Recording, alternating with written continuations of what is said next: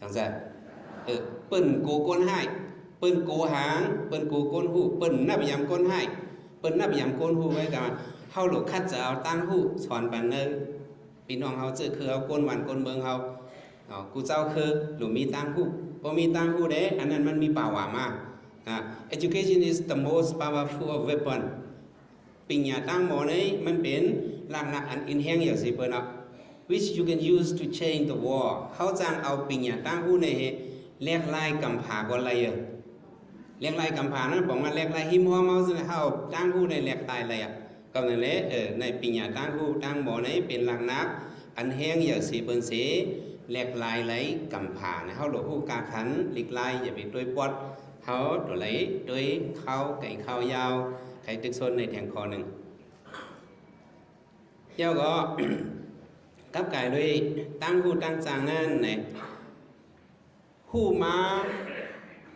หมอมาหูมาหมอมาเยาเหตีไรหูหมอไว้อยู่ไว้ซึ่งในละลายอันนี้ก็ไปเตรียมทนหูบุญตาสูนโดเจ้าเก่าไหนมันไปกลุ่มทนสองบางกลุ่มทนกัน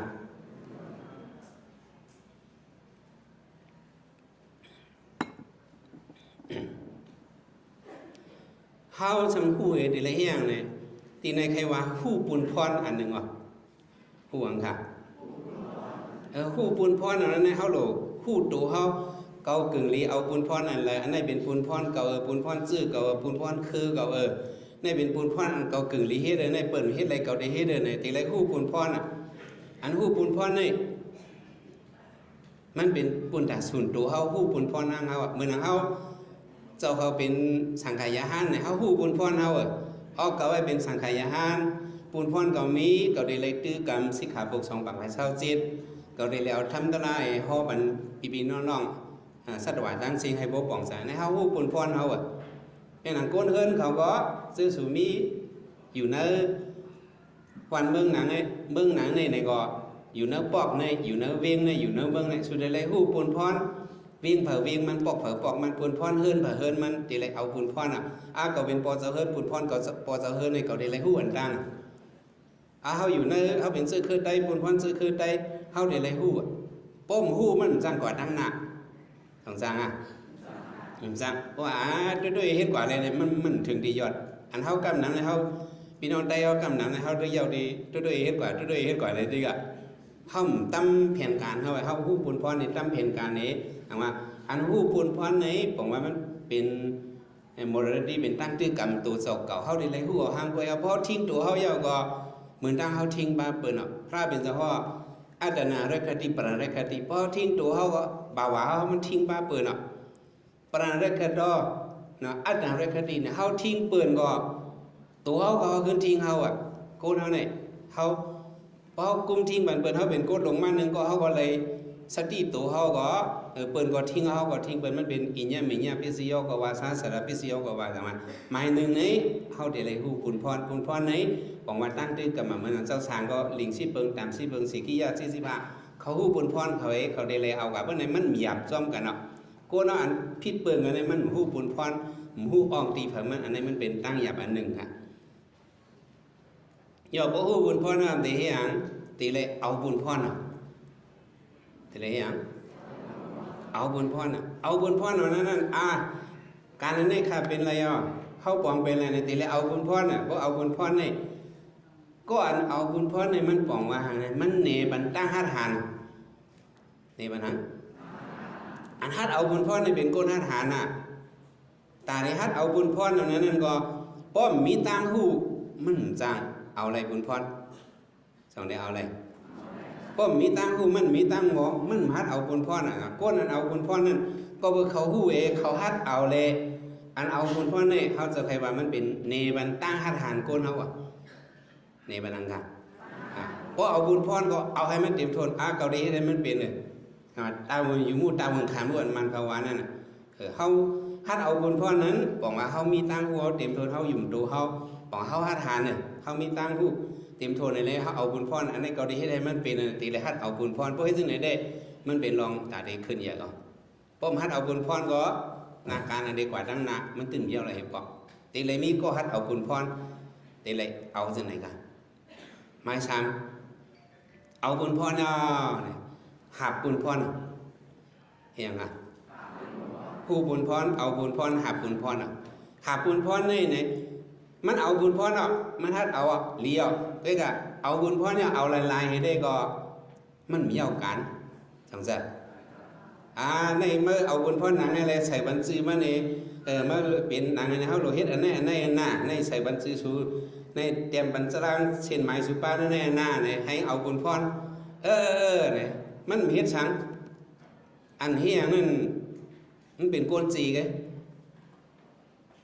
หัวก้นจีมีเนื้อจีละลายเลยมันเป็นก้นจีนี่มันเป็นการมันมีตั้งหาทางใช่ไหมว่าเอาบุญพรนี้โลหักบุญพรนี้โลเฮ็ดให้มันเยอะอันเฮ็ดบุญพรนี้เยอะกว่านี้มันเนบันทางไหนเนบันตั้งกัดเขียนก้นเขาเนบันทางกันก้นหนึ่งก้อนเนี่ยมันเยาวดีอันชบมันวาละลายไงมันเยาวดีว่ามันห้าบเอาละลายไงมันดูไรเฮ็ดเนบันนำกัดมันมีการหื้อเนี่ยจังว่าดูไรหักบุญพรหักบุญพรก้อนหน้ากันถ้ามันเป๊ะบ่ไหนได้ก็ในเนบันว่าตั้งกัดแขนโกนเขาเอาปุ่นด่าก้อนละก้อนนั่นก็เหมือนไหนวิ่งนั่นก็เหมือนนั้นขึ้นนั่นก็เหมือนนั้นตีไรหูบุญพรยาก็ตีไรเอาบุญพรตีไรหักบุญพรเพราะให้ไหนได้ก็มันเป็นรองหางเป็นรองตั้ง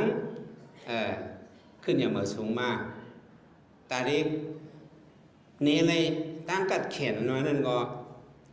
อยู่ละลายมันได้เนไรสองได้เนไรตั้งกัดแขนนั่นช้ำลูกตั้งหมอมาเลยตั้งกัดแขนในป้มหมอสองได้สร้างเฮ็ดไรตั้งกัดแขนในลูกได้ตั้งหมอมาตั้งหมอนั้นสามีดีตั้งอันเล็บเห็นมาคืนห้องเงี้ยเนี่ยเล็บเห็นจอมหิมหอมเมาเนาะเล็บเห็นมันก็มีกลุ่มเดียวน่ะเอา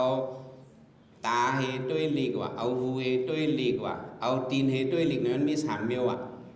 เอาตาต้วยลีกได้แจงเลี้ยงอยู่เขาเอาตาเขาต้วยนะปับลีกปับไล่ตาเขาต้วยเบิ่นอันนี้บอกว่าเอาตาหาตั้งหูเอาตาต้วยลีกเอาหูต้วยลีกในเขามาถ่อมบางการใครซึ่งในเขาถ่อมมันเบิ่นห่อเบิ่นลาซึ่งในเขาเอาหูต้วยลีกก่อนเอาตีนต้วยลีกนั้นบอกว่าเขาลงตัวทบด้วยเปิ้นว่าหมูซีนี่เป็นหือว่าเปิ้นว่าวิ่งขึ้นน่ะกล้าใครลีน่ะว่าเปิ้นลาดนี้เฮาไว้เปิ้นนี้เฮาแค่พางเฮาหันนั่นแค่พางมันก็ยินเปิ้นวันลามันไปเต็มทนโปดตัวเจ้าก็มาเพียวหมูซีก็เอวด้วยกันเลยมีหางในอันนี้บอกว่าเอาตีนต้วยลีกเอาตีนต้วยลีกนี่ได้มันเป็นตัวทบก็ไหนเลยตั้งหูตั้งหมอหน่อยนั้นได้เลยให้มันเข้ามาที่ตั้งตาเข้ามาดีตั้งหูเข้ามาดีตั้งตีนมันบอกว่าเข้ามาตั้งตูทบให้ว่าจะไหนออกตั้งหมอนั้นสำลูกดีก็เลยมาเนี่ยลูกดีตั้งพึกมากึ่งก้างมันหมอที่เลยพึกไล่แค้นเขาพึกสั่งเขาพึกขีดแหลงเขาที่เลยพึกเพราะพึกไหนก็ลูกดีตั้งหมอนั้นสำลูกดีตั้งพึกมาเพราะว่าพึกเอาไหนก็ตาดีพึกนั่นสำเร็จลูกดีตั้งพึกนั้นสำลูกดีตั้งหูมาตั้งหูนั้นสำลูกกระไรมาสำลูกดีอันเห็นสอนในมามันเลยว่าสร้างหรือสร้างนั่นกึ่งกลางคำสิโคอะไรขึ้นกันให้มันไหลลิกไล่หน่อยนั้นมันเปลี่ยนมาจากไหนจากว่าตั้งหูนั้นสำลูกดีตั้งเห็นสอนมาอันเห็นสอนนั้นเดี๋ยวมากุ่มมันตั้งหูนั้นสำเร็จมาพึกบันเทาอันตั้งพึกนั้นเสียมาเฮ็ดให้เขาหมอเพราะเขาหมอเนี่ยก็เขากัดแขนก็เขาเฮ็ดเอาบุญพรนี่เฮ็ดอะไรตั้งกัดแขนเขาเนี่ยเป็นอะไรเขาฮัดเอาบุญพรตั้งอาหารเขาก็มีผู้บุญพรเขาก็เขากึ่งลีไรเฮ็ดเอาอันนี้เป็นบุญตักซื้อคือเขาภาษาศาสนาเขาเนี่ยเขาเดี๋ยวอะไรปองเสริมในการก็เป็นเช่นนั้นแหละเมื่อได้เขามาหลัดนี้ลองตึกโซนบันปีน้องเขาใครปั่นเฮียงลองเห็นลิกเห็นทำในออกลิกล้อกิ่มว่าลิกล้อกุกรำว่าลิกอันว่านั้นมันเป็นขอมัดความเขานั้นขอมัดไว้ตั้งหูขอสู้ไว้ตั้งหูตั้งหันเนะว่าใครปั่นเฮียงปริยติการเห็นลิกเนี่ยคือว่าการเห็นลิกบนเสาเกยการเห็นลิกลูกอ่อนเห็นเขาก็ปั่นเฮียงเสียกรรมความศาสนาละด้วยข้อหนึ่งปริยติมีว่าศาสนาสามูลัมอันนั้นบอกว่าทางไหนการเห็นลิกนี่เป็นเงาหักศาสนาเป็นเงาหักการเห็น